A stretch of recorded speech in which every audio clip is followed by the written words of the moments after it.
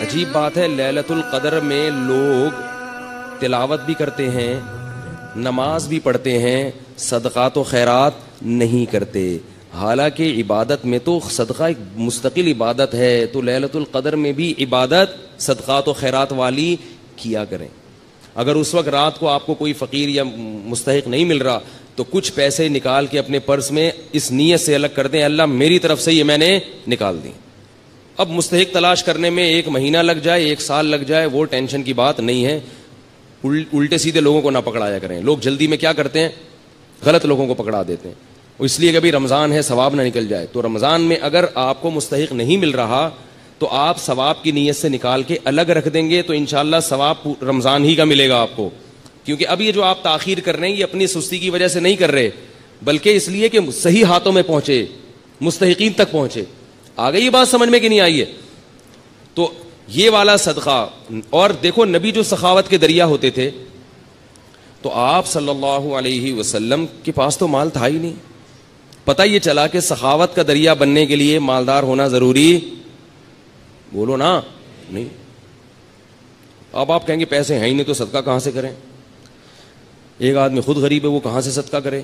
بھائی جیسے نبی نے کیا اور جیسے نبی نے بتایا، نبی نے فرمایا کہ تمہارے پاس اگر 1 کھجور ہے، 1 کھجور تو ہوتی ہے نا، اور اگر 1 کھجور بھی نہیں ہے تو مجھے بتائیں بھائی، کچھ چندہ وندہ کرتے ہیں اس کے لیے ہم لوگ یہاں سے۔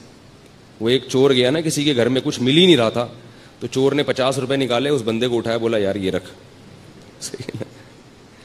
تو 1 کھجور تو ہوتی ہے بھائی سب کے پاس، تو صرف 1 کھجور ہے، اس سے زیادہ مسکین دنیا میں کوئی بھی نہیں ہے۔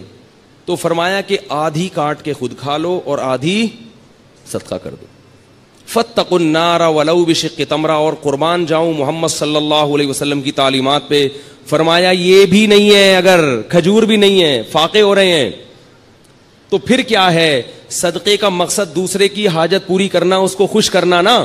تو فرمایا ان تلقى اخاك بوجه طلیق، مسکرا کے بات کر لو لوگوں سے، ایسی بات کر لو جس سے لوگ خوش ہو جائیں۔ لوگ مجھے کہتے ہیں نا آپ جمعے کے بیان میں ہنساتے بہت ہیں، اس لیے ہنساتا ہوں کہ لوگ گھر میں رو رہے ہیں، گھر میں رو رہے ہیں، بیویوں سے لڑائیاں، ابا سے نہیں بن رہی، چاچے سے نہیں بن رہی، وہ وراثت کھا گیا، وہ یہ کر دیا، اس نے یہ دھمکی دے دی، باہر نکلے گا وہ موبائل چھین کے۔ کوئی ابھی جمعے میں آتے ہوئے کتنے لوگوں کے موبائل غائب ہو جاتے ہیں، روتا روتا مسجد میں آتا ہے، امام صاحب بھی اگر رلائیں گے تو کہاں جائے گی عوام بھائی؟ اس لیے ہم نے کہا بھائی ایک تھوڑا سا ہلکا ہاتھ رکھو پبلک پہ، یہ ٹینشن کے مریض بن چکے ہیں، کچھ علماء رلاتے ہیں وہ بھی صحیح کرتے ہیں، تو کچھ کو تھوڑا سا ہنسانے دو۔ میں اس لیے ہنساتا ہوں کہ ہنس ہنس کے بعد سمجھ میں آ جائے، عمل ہو جائے، کیونکہ آج کل لوگوں کی قوتیں بڑی کمزور ہیں اور گھر میں رو رہے ہیں۔ اللہ کی قسم جو لوگوں کے فون آتے ہیں میں کہتا ہوں مجھے مت رلا یار، ٹھیک ہے نا؟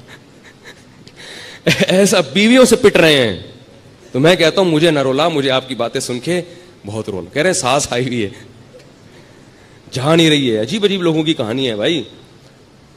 ایک صاحب نے کہا میں نے شادی کی ہے، میری بیوی نے اپنی ماں کو میرے گھر لا کے بٹھا دیا ہے، ہل ہی نہیں رہی ہیں، سارے خرچے میں اٹھا رہا ہوں۔ میں نے کہا ان کے بیٹے نہیں، کہہ رہے بیٹے ہیں پھر بھی نہیں۔ تو عجیب عجیب لوگوں کی کہانی ہے، اللہ تعالیٰ معاف فرمائے۔ اللہ سے شکر ادا کرنا چاہیے کہ اللہ تو نے ہمیں بھی اچھی سانسیں ملی ہیں الحمدللہ، اتنی ایسی نہیں ہے بھائی، اللہ کا شکر ہے یار، ہمیں تو اب محبت ہونے لگتی ہے اپنے سسرال والوں سے۔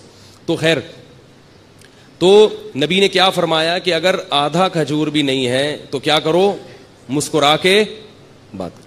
تو یہ تو ہو سکتا ہے نا بھائی، خام خام ناک پہ مکھی مت بٹھا کے رکھو، جو ملے ذرا اچھی طرح، اور بھائی السلام علیکم، کیا حال ہے بھائی، کہاں گئے ہو بھائی، اتنے دنوں سے بڑے یاد آ رہے تھے، وہ بیچارہ خوش ہو جاتا ہے اس سے۔ لیکن میں زیادہ اس لیے نہیں کرتا کہ وہ چپک جاتا ہے، ٹھیک ہے؟ تو یہ وہ آدمی یہ کام کر سکتا ہے جس کے پاس تھوڑا سا ٹائم ہو۔ تو ہمارے پاس تو صدقے کے لیے پیسے ہیں نا، تو ہم پیسے پکڑا دیتے ہیں، اگر بھائی یہ پیسے لے نکل، چلو شاباش۔ لیکن بعض مخصوص دوست ہیں وہ مستثنا ہے اس سے، ایک بندے یہاں بیٹھے ہیں وہ ابھی غصہ نہ ہو جائیں کہیں۔ تو تیسرا کام نبی نے کیا کیا ہے؟ صدقات و خیرات۔